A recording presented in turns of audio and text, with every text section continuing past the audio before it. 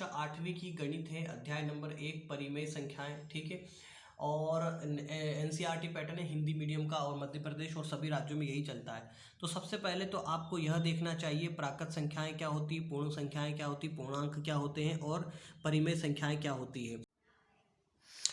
तो प्राकृत संख्याएं क्या होती है, सबसे पहले हम लोग जो है आपको बता देना चाहते हैं।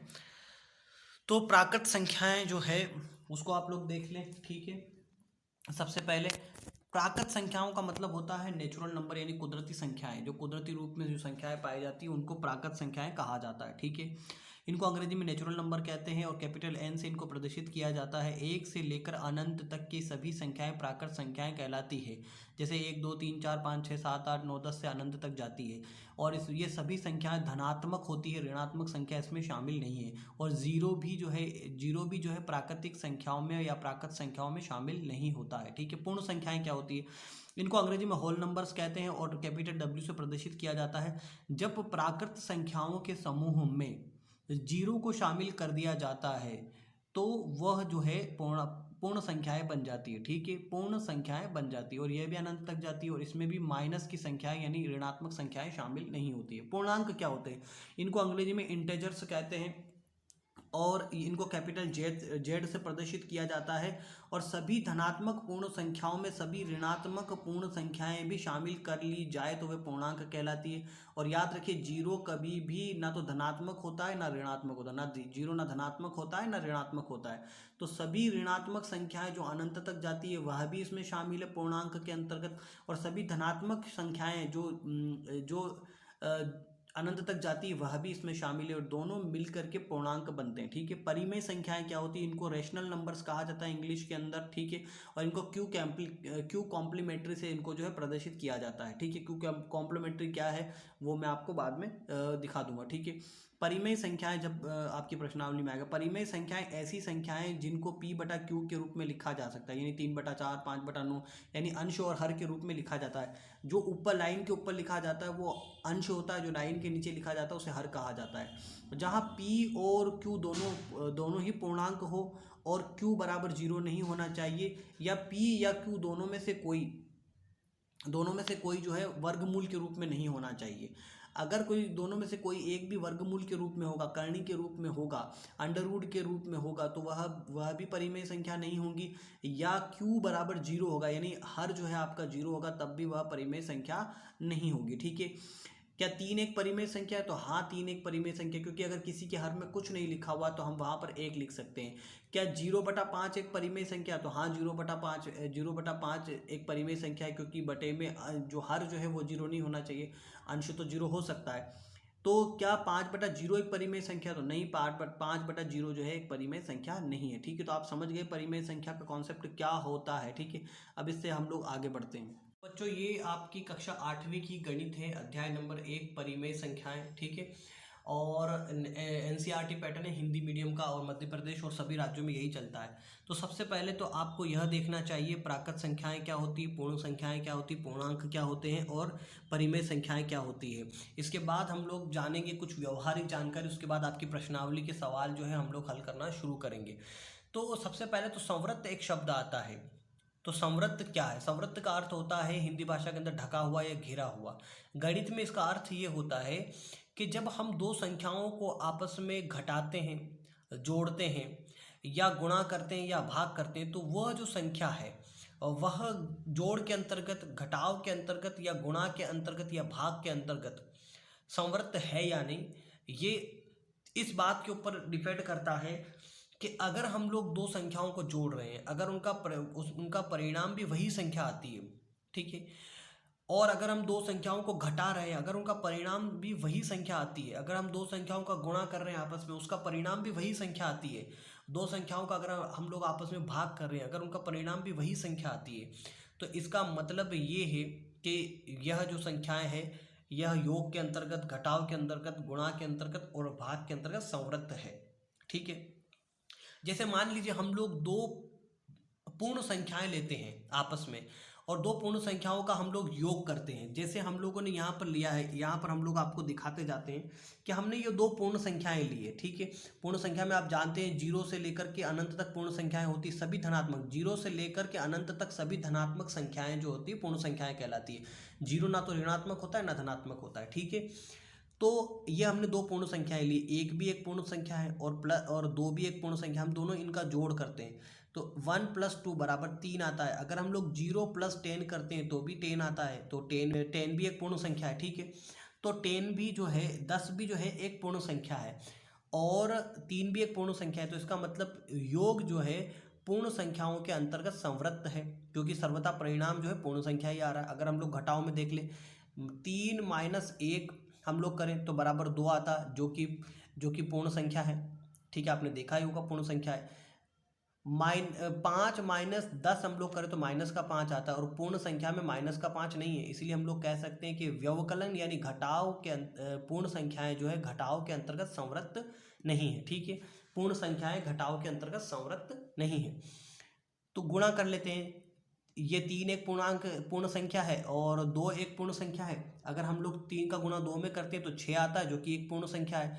0 का गुणा अगर हम लोग 2 में करते हैं तो 0 आता है, जो कि एक पूर्ण संख्या है। 0 पूर्ण संख्या है ना। तो हम लोग कह सकते हैं कि जो पूर्ण संख्या जो है गुणा के अंतर्गत संवृत्त है, ठीक है। इसी तरह हम लोग पूर्ण संख्या का भाग करके दो पूर्ण संख्याओं का आपस में भाग करके देख लेते हैं। 6 एक पूर्ण संख्या है, भागी 2 एक पूर्ण संख्या है, बराबर 3 आता है, ठीक है। तो बराबर 3 आता है। इसी तरह से 2 एक पूर्ण संख्या है और भागे 4 एक पूर्ण संख्या है। लेकिन अगर हम लोग इनका भाग करेंगे यानी 4 का भाग 2 में देंगे तो पॉइंट में उत्तर आ जाएंगे, यानी बटे में उत्तर आएंगे। तो इसका मतलब ये है कि हमें पूर्ण संख्या में, जब हम लोग पूर्ण संख्या का भाग कर रहे हैं तो हमेशा हमें पूर्ण संख्या प्राप्त नहीं हो रही है, हमें परिमेय संख्या भी प्राप्त हो रही है। तो इसका मतलब यह है कि पूर्ण संख्याएं भाग के अंतर्गत संवृत्त नहीं है, ठीक है। इसी तरह हम लोग पूर्णांक को ले लेते हैं तो -8 एक पूर्णांक है और +3 एक पूर्णांक है, हम इन दोनों को जोड़ रहे हैं, ठीक है। तो बराबर माइनस की क्या आ रहे हैं, -5, -8 में से +3 जोड़ेंगे तो -5 प्राप्त होंगे, तो ये पूर्णांक है, ठीक है। अब अगर हम लोग +8 रखें और -3 रखें तो बराबर हमें +5 प्राप्त होता है। और हम लोग जानते हैं, यहाँ पर आपने देखा ही होगा पूर्णांक में कि माइनस में भी पूर्णांक संख्या जो होती है माइनस में भी अनंत तक जाती है और प्लस में भी अनंत तक जाती है और जीरो भी उनमें शामिल होता है। तो इसका मतलब ये है कि पूर्णांक जो है वो योग के अंतर्गत संवृत्त है, ठीक है। अब हम लोग घटाव के अंतर्गत ले लेते हैं, तो मैं ले लेता हूँ +3 और माइनस करता हूँ -4 से, तो बराबर 4 प्राप्त होता है, ठीक है। क्योंकि माइनस गुणित माइनस बराबर प्लस होता है, ठीक है। इसी तरह से मैं -3 ले लूँ और +4 ले लूँ तो बराबर आता है 1। तो हमें पता चला कि पूर्णांक जो है वो व्यवकलन के अंतर्गत यानी घटाव के अंतर्गत भी संवृत्त है, क्योंकि सर्वथा हम जब एक पूर्णांक का दूसरे पूर्णांक से घटाव करते हैं तो सर्वथा हमें एक पूर्णांक प्राप्त होता है, इसीलिए एक पूर्णांक संख्या प्राप्त होती है। इसका मतलब जो पूर्णांक जो है वो घटाव के अंतर्गत भी संवृत्त है, ठीक है। इसी तरह से हम लोग ले लेते हैं -2 का +1 में गुणा करते हैं तो -2 आता है, 0 का 4 में गुणा करते हैं तो 0 आता है और 0 का -4 में गुणा करते हैं तो भी 0 आता है। तो इस प्रकार हम किसी भी संख्या का आपस में गुणा करें, किसी भी पूर्णांक का आपस में गुणा करें, सर्वथा हमें पूर्णांक ही प्राप्त होगा। इसीलिए हम कह सकते हैं कि गुणा भी पूर्णांक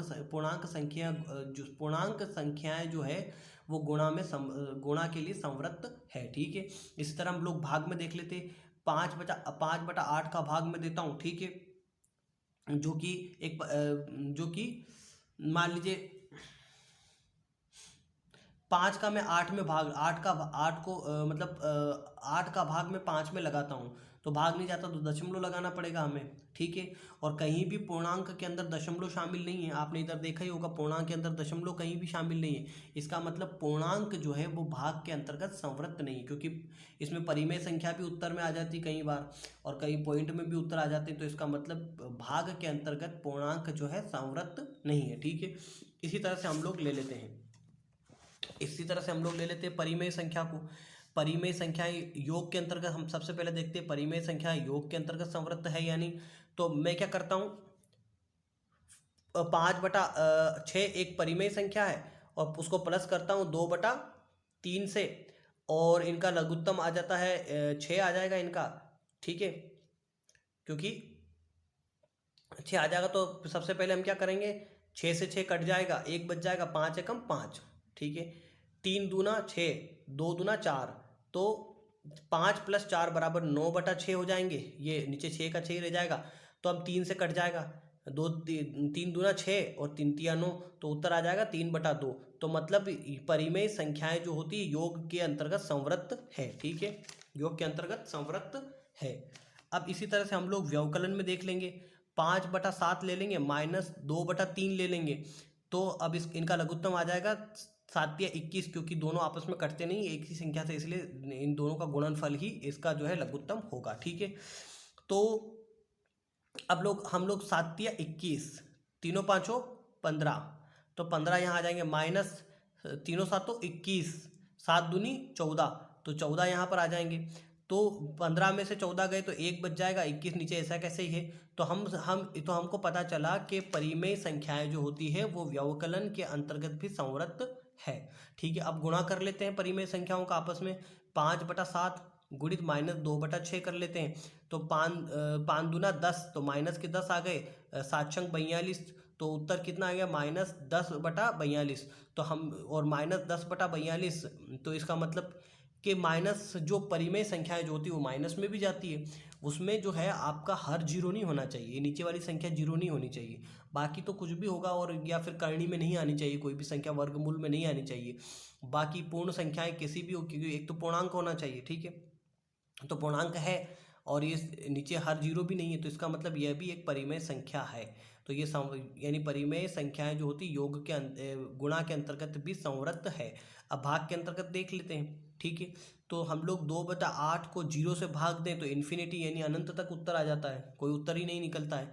तो चूंकि यहाँ पर हर क्यू बराबर 0 है, तो भाग के अंतर्गत संवृत्त नहीं है, ठीक है। भाग के अंतर्गत संवृत्त नहीं, क्योंकि हमें जो है परिमेय संख्या प्राप्ति ही नहीं हो सकती, तो संवृत्त नहीं है। तो परिमेय संख्या है भाग के अंतर्गत संवृत्त नहीं। तो कुल मिलाकर आपको क्या पता चला कि जब हम किसी संख्या का दूसरी संख्या में भाग करते हैं तो परिणाम भी अगर वही संख्या प्राप्त हो, जैसे पूर्ण संख्या का पूर्ण संख्या में अगर हम लोग भाग करते हैं, पूर्ण संख्या का पूर्ण संख्या में अगर हम लोग गुणा करते हैं, पूर्ण संख्या का पूर्ण संख्या में अगर हम लोग घटाव करते हैं, पूर्ण संख्या का पूर्ण संख्या में अगर हम लोग योग करते हैं, तो अगर हमें पूर्ण संख्या ही परिणाम स्वरूप प्राप्त होती है तो वह संवृत्त है, नहीं तो नहीं है। अगर योग में प्राप्त होगी तो योग संवृत्त है, अगर घटाव में प्राप्त होगी तो घटाव संवृत्त है, अगर गुणा में प्राप्त होगी तो गुणा संवृत्त है, तो वह संख्या गुणा के लिए संवृत्त है। इसी तरह से मैंने जो आपको बताया वो इसी तरह से होगा, यानी मान लीजिए हम दो परिमेय संख्याओं का गुणा कर रहे हैं, ठीक है। अगर गुणा में हमें परिणाम में हमें हमेशा जो है परिमेय संख्या ही प्राप्त हो रही है, अगर परिमेय संख्या का दूसरी परिमेय संख्या में हम लोग गुणा कर रहे हैं तो परिमेय संख्या गुणा के लिए संवृत्त होगी। तो इसीलिए इसी तरह से आप हर एक चीज़ में उसको समझ लें, ठीक है। मैं डिटेल में समझाऊंगा तो फिर बहुत बड़ा वीडियो हो जाएगा और आप फिर देखोगे ही नहीं उसे, तो कोई मतलब नहीं निकलेगा, लेकिन डिटेल में मैंने इस चीज़ को आपको समझा दिया।